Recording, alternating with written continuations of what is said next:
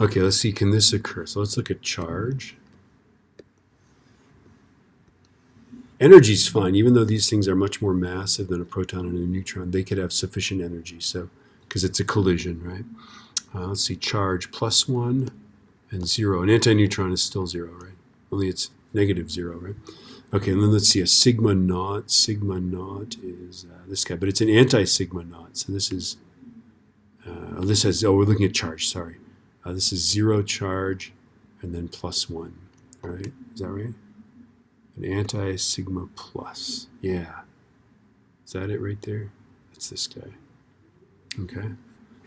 So yeah, it's a little confusing, but the plus means it is a plus charge, so this is all good, right? Let's look at baryon number. Let's see, we've got a 1, and the anti-neutron, so this guy's here. Anti-neutron is -1, right? And then let's look at this guy. An anti-sigma naught is a -1, and an anti-sigma plus is a -1. So this doesn't work, right?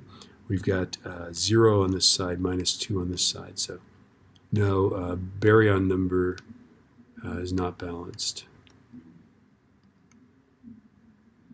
Yeah? You need to tell me what's wrong with it, okay?